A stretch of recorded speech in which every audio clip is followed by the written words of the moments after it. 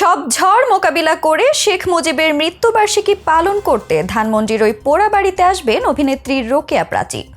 আর এই পোড়াবাড়ি থেকেই জেগে ওঠার ঘোষণা দিয়েছেন উপদেষ্টা আসিফ নজরুলের সাবেক স্ত্রী। এদিকে আগামী 15ই আগস্ট বঙ্গবন্ধুর প্রতিকৃতিতে শ্রদ্ধা জানানোর প্রস্তুতি নিচ্ছে আওয়ামী লীগ। নিরাপত্তার জন্য অন্তর্বর্তীকালীন সরকারের কাছে অনুমতি চেয়েছে দলটি। তবে কেউ যদি না আসে, একাই ধানমন্ডি যাবেন রোকেয়া প্রাচী। জেগে উঠতে চান নিভে যাওয়া ছাই থেকে। চলুন তাহলে বিশ্লেষণের চোখে দেখে নেওয়া যাক আওয়ামী লীগ কি পারবে রোকেয়া প্রাচীদের নিয়ে 15ই আগস্টকে কেন্দ্র করে রাজনীতির ময়দানে সক্রিয় হতে, নাকি ফের একবার দমে যাবে ছাত্রদের চাপে। কখনো মুজিব কোট গায়ে দিয়ে, আবার কখনো বঙ্গবন্ধুর চেতনায় বিশ্বাসী বলে এতদিন যারা নিজেদের পরিচয় দিয়েছে তারাই এখন পালিয়ে বেড়াচ্ছে। এদিকে খুনি হাসিনার পতনের পরই একে একে দেশ ছাড়তে শুরু করেছেন নেতাকর্মীরা। কেউ সফল হয়েছেন, কেউ আবার ধরা পড়েছেন সদরঘাট আর বিমানবন্দরে। তবে সিংহভাগ নেতাকর্মীরা গা ঢাকা দেওয়ার চেষ্টা করলেও স্রোতের বিপরীতে দাঁড়িয়েছিলেন অন্তর্বর্তীকালীন সরকারের উপদেষ্টা আসিফ নজরুলের সাবেক স্ত্রী রোকেয়া প্রাচী। অভিনেত্রী রোকেয়া প্রাচী রয়েছে দীর্ঘ অভিনয় ক্যারিয়ার। একাধারে তিনি একজন অভিনেত্রী, পরিচালক, প্রযোজক ও লেখক হিসেবে বেশ পরিচিত।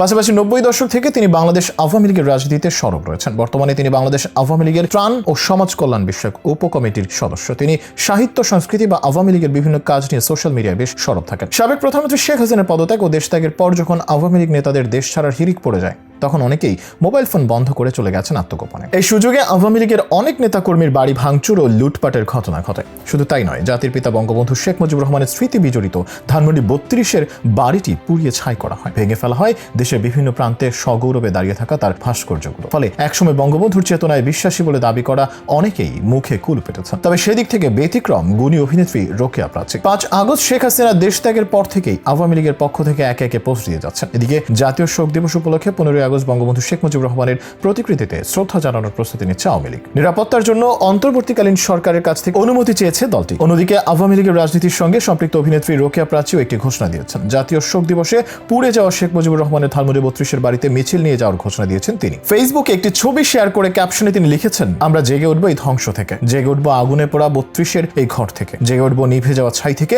জ্বালিয়ে পুড়িয়ে ভেবেছো সব সাহস পড়েছো তোমরা, আমরা বাঙালি এই ছাই ভস্য থেকে উঠবো আবার আগুন হয়ে জেগে। এর আগে 15ই আগস্ট শান্তিপূর্ণভাবে ধানমন্ডি 32 নম্বরে গিয়ে ফুল দেওয়ার জন্য দেশবাসীর প্রতি আহ্বান জানান সদ্য সাবেক প্রধানমন্ত্রী ও আওয়ামী লীগ সভাপতি শেখ হাসিনার ছেলে সজীব ওয়াজেদ জয়। একই সঙ্গে বঙ্গবন্ধু স্বাধীনতার চেতনা ও বঙ্গবন্ধুর পরিবারের জন্য দোয়াও চেয়েছেন তিনি। ধানমন্ডি 32 নম্বরের বাড়ি পোড়ানো অমর্যাদার উল্লেখ করে এই অভিনেত্রী বলেন, 32 পুড়িয়ে যে বিজয় অর্জিত হলো তা গ্লানিকর ও অমর্যাদার। বঙ্গবন্ধুর ছবি পুড়িয়ে ভাস্কর্য ভেঙে যে উন্মাদনা, মনে হলো 1971। আগে জানতাম বিএনপি 2-1 ছাড়া সবাই আওয়ামী লীগ করে, এখন দেখছি সবাই সুশীল, নিরপেক্ষ, কোটা আন্দোলনকারী এবং সম্পূর্ণ অরাজনৈতিক। সুন্দর বাংলাদেশ গড়ার লক্ষ্যে পথে নেমেছেন, সাধুবাদ। রাহুলদার ঘর, আমাদের সিনেমা হল, মন্দির, শহীদ মিনারের দেয়ালে শহীদ স্মৃতিকথার বাংলা ভাষা মুছে যায়। রবীন্দ্রনাথ মুখ থুবড়ে পড়ে রয়েছেন। ফুলা রোডের স্বাধীনতার সে ভাস্কর্যগুলো রাতারাতি ভেঙে গুড়িয়ে দেওয়া হয়েছে। এসবের প্রতিকার চেয়ে রোকেয়া প্রাচী বলেন, সব জাতির কিছু জায়গা থাকতে হয়, দলমত নির্বিশেষে, যা সকলের। এদেশ এখন সব বিভাজিত। বেগম রোকেয়াও আওয়ামী লীগের সব। আমি এর প্রতিকার চাই, প্রতিবাদ জানাই, শিক্ষার্থী সহ সকল হত্যার বিচার চাই। আগুনে পোড়ানো, মেরে ঝুলিয়ে রাখা পুলিশ ভাইদের এবং অন্তঃসত্ত্বাসী নারী পুলিশ হত্যার বিচার চাই, সাংবাদিক হত্যার বিচার চাই, স্থাপনা ধ্বংসেরও বিচার চাই। তবে সবার বিচার চাইলেও শত শত নিরীহ মানুষের বুকে গুলি চালানোর অনুমতি দেয় শেখ হাসিনার বিচার কেন চাইলেন না, তা এক রহস্য হয়ে আছে।